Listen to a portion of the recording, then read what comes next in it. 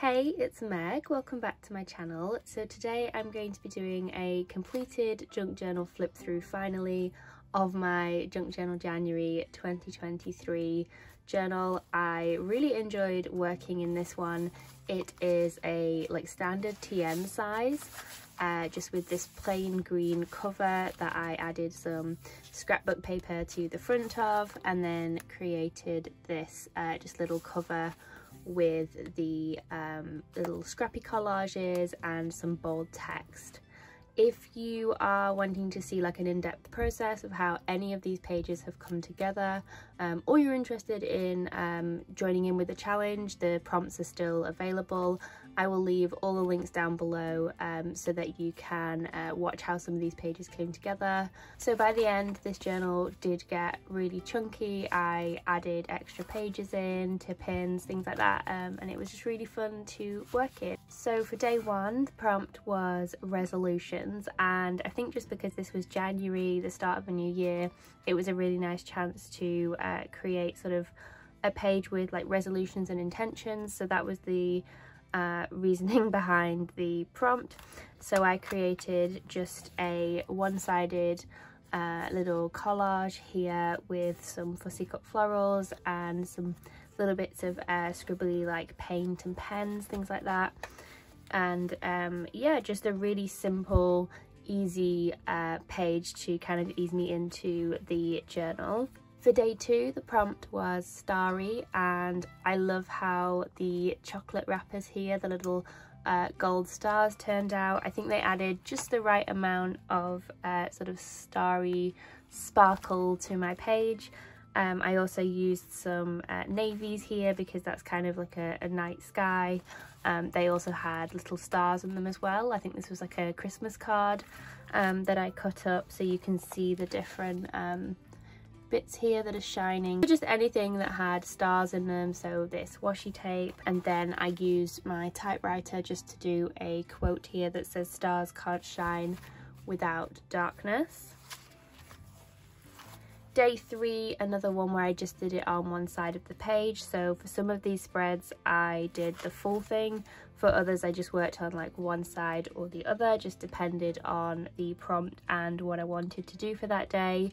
So for this one it was stained, so I was working with tea staining to create this background, and I actually used a lot of tissue paper to create some texture here in the stained background, and I really like how that turned out. And I just kept it really simple with just a focal image and some white pen up here. And then for day four, the prompt was decorated tags. So I had this vellum page that I was working with anyway, and I thought it would be the perfect place to add my tag. So it's an interactive element that kind of comes out of the journal, and I just created this little tag for my prompt. And the thing I like about a lot of these prompts for a challenge like this is just how you can do something really simple and manageable each day to keep the creativity and the momentum going throughout the challenge. And I really love how this looks on the vellum here added to the page. I didn't add anything to the back, I just thought that it would look nice here, sort of I think I folded up the top, trimmed the bottom here, and so it just kind of is like a bit of a tip-in really, but it's not, because it was an actual page in the journal. So that's what I did for day four. For day five, the prompt was routine, and this was quite early on in the challenge actually to have a prompt that a lot of people sort of went, what am I meant to do with routine? And my friend Pamela actually had a really good idea for this page, so I decided to flip my journal routine on its head.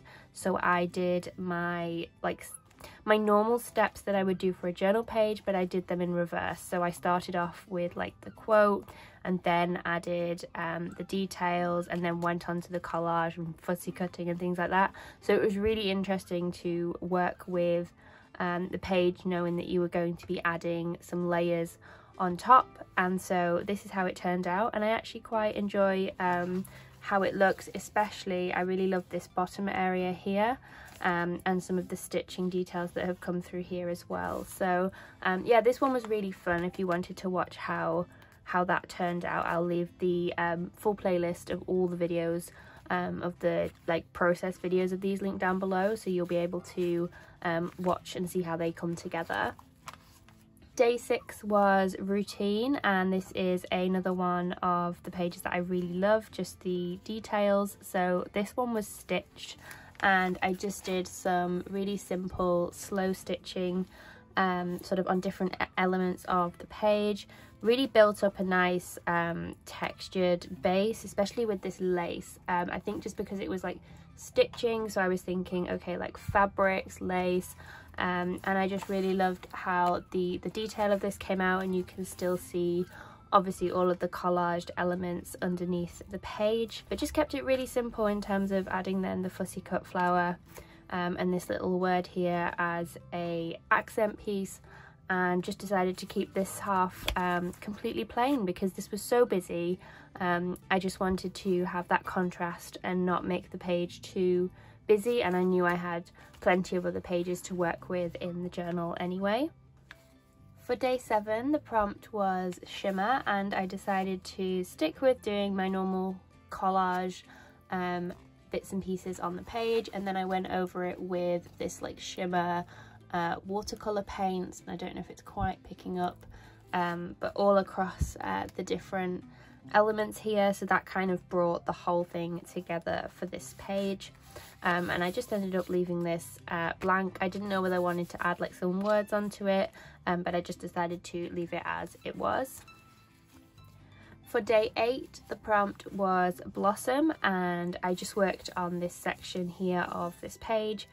So I used a lot of elements that had flowers and obviously like, you know, blossoms on them, especially with this text here as well. And I just created a border going around this botanical image, which I really loved. I knew I wanted to incorporate it, and so I just decided to concentrate everything I was doing around the edge instead, and just building up those areas of details and interest that way. Then for day 9, the prompt was hidden, so what I decided to do was create a bit of a hidden pocket. So I used some card here to staple on after I'd included this cutout hole here, so you can see that I've got something that's in this pocket here, but you can't see it. You kind of looks like you would see it because it kind of is see-through, but then it's not, it's completely hidden. So that's what I did for this one, and I just decided to let the fussy cut flower hang off the edge here, which is getting a little bit wrinkly at the edge, but I really liked the look of how it went over the edge, and then when you've got the journal closed you can still see it peeking through. Then for day 10, the prompt was intricate, and I decided to not do a journal page. I created a journal card that I could then tuck into the pocket that I had made from the prompt on the day before, because I just created the hidden pocket. I didn't actually make anything to go inside of it, so I created this for intricate, just with all the different details added on, and then also the quote, which I thought was quite fitting for this one. Loved this pink flower, and it was just nice to have different elements within this page. And I also added a little tab here on the side just so that it would be easy to pull it in and out of the pocket. Then for day 11 we had pocket, which is always a fun prompt to work with because it's so interactive. I ended up doing a bit of collaging here, and it kind of looks a little bit unfinished. Maybe I could have included some writing down the side, maybe with like a white pen or something, but I just decided to leave it as is. And then this was the pocket that I created. So this section here was actually part of the page that was originally in the journal, and then I cut around it to make a pocket here and stitched it alongside here to some vellum, so it creates a pocket here, and then I've also got it as a pocket here, so it's kind of like a double pocket, I guess. It works like that. I just haven't popped anything into this yet, but I loved how this worked with the page. You can see how it was already in the journal, and I just decided to use this element to create a pocket out of it just by stitching along here, and I really like how that turned out. So for day 12, the prompt was throwback, so I was looking at some of my older journals and taking inspiration from them for creating this page. A lot of scrappy textures and collages throughout this, but I really love how it's turned out, all the different elements on the page. And this is another one where I did just one side of the journal page so that I could use this page for prompt 13, which was hobbies, and I ended up creating like a flip out page here. So I included, you can't quite tell, but I added this page to extend the page that was already there, to give myself more space here. So for hobbies, I was just including stuff about crochet, adding different bits here. So this is like a band from a ball of yarn, bit of journaling about it, and then I decorated this at the front here, which was just a really subtle way of including it. And I left these because I loved the patterns and the florals that were peeking through on there, and again more of that lace, which just kind of helped a bit of a tab almost to open and close the journal, but just adds some really nice detail to the page really subtly. Then for day 14 I had from the day, so I worked just on this side of the page, and I was including like the little bits of ephemera that you might pick up just in day-to-day life, so like tags of things, little tea bags, and just a bit of a quote here that I added with my Tombow brush marker. Again, lots of collage clusters. This is always really fun to do, especially with adding little like scribbly details to the page. I think is a really nice way to add lots of interest to my pages, especially like little corners and things like that. So that was what I did for day 14.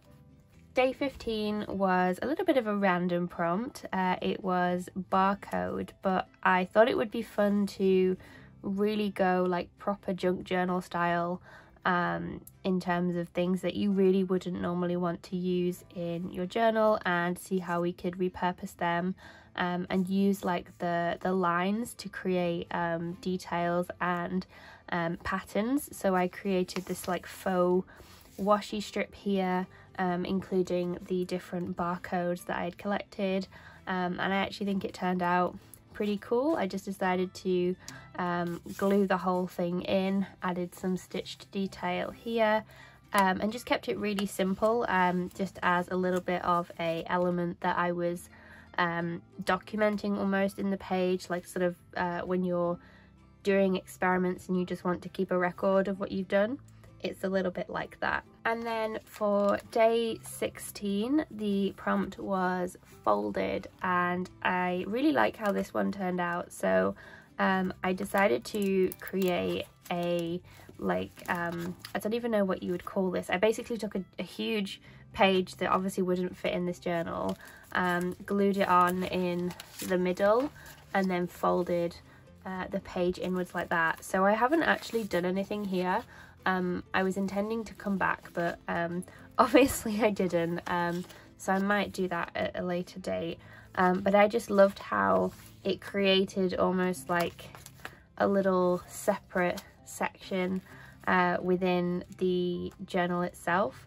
And then I added just some vellum here, some stitch details and collage, just to bring it all together here.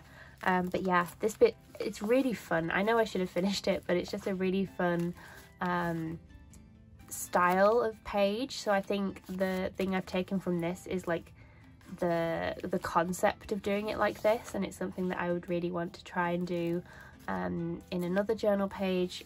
Maybe there's even a way I could like fold out again, and I don't know, I'm almost imagining like a mini journal within this. So if you could imagine like a couple of pages sewn in here so that this becomes a spine, that could be really fun. But I just really liked the mechanics of the page, I guess, and how that came together. So it's things like that that are really interesting that you get from a challenge like this, when you're kind of forced to think of something new every day. And then these journals then become inspiration for future projects. I'll always kind of like flick through and it's a little bit of a sample of like, oh yeah, you know, I did this, or I'd really like to, like, you know, use this layout but take it to this place. So that's what's always really fun about these junk journal challenge journals. And then for day 17, the prompt was top 5, and I just decided to swatch out some of my favourite washi tapes here, just in a little cluster in no particular order, but I just thought it would be fun to do a quick page to document that, and then just used my stamps here to remind me that that was actually what I was doing on this page. Day 18 was maps, so I decided to use the entirety of the spread. For this one, I used this large atlas piece here to create something to flip up, and I just stapled that in. I love adding staples in my junk journals. And then I just added a quote here, and I decided to cut out of black card the U at the text here, just to add a really like bold effect and just something a little bit different for the page. And then it flips up here, and I've got a different map here on the back of this page, and then I just did a collage underneath, which again, I think I intended to come back and do some writing, but it was just fun to play with the different layouts for this page. And I also included this Ordnance Survey map that has a little pocket here to include some things within. For day 19, I did hand lettered, and I actually decided to do the page this way round. Did some stenciling here of the word dream and did some copy staining around it. It didn't quite turn out how I thought it might in my head, but I really liked having some bold text going along the side here, and then including some handwritten quote at the top here, just for that contrast between you know, handwriting and then the bold regimented letters that we've got going up the side here, and then just kept the rest fairly simple in terms of collage. Day 20 was textured, and I really love how this page turned out. So I used a lot of different textures here with tissue paper and doilies, lace, and also adding paint as well, just for the extra layers. Created a focal point here, so it's nothing too complex, but I just really love the colours as well, with this sort of muted down orange and the beiges, and then you've got the pop of yellow here. So that's what I did for texture on day 20. Day 21 was experimental, which is a little bit of another random curveball of a prompt, but I decided to create some floral elements here that are actually, I don't know if you can tell, they're raised up from the page, so I've kind of created that slight dimension here on the page, and then I included just a quote here about experimenting, which says creativity is experimenting, growing, taking risks, breaking rules, making mistakes and having fun, which I just thought was really fitting for this page. Love the colours on here and the subtle areas of collage as well. Also got some like stitched elements here, some ripped papers for different textural elements, and I just think this page has a lot of impact but also contrast with the different areas throughout it. So I think this might be one of my favourites from this journal as well. Day 22 was old and new, so I was using sort of newer elements and then things that were a little bit more vintage inspired, I guess you would say. The old book pages, also tea dyeing a napkin, so that's like a more modern napkin, but giving it that kind of old-fashioned like twist in terms of aging it.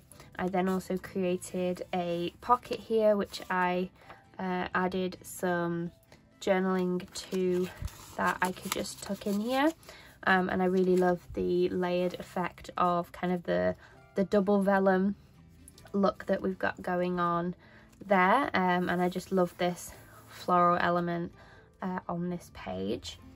And then for day 23 was stickers, and I really just did a tiny little corner for this page, nothing too fancy at all. This is really kind of the definition of, you know, you're doing something in like 5 minutes just to keep it going for the challenge. So I included different stickers and also like packaging from sticker sets, just to keep the theme of stickers going. So nothing too fancy or groundbreaking there at all, but that was just a way of having a composition that wasn't like the entire page. I just sort of left that negative space and just worked in the corner for this one.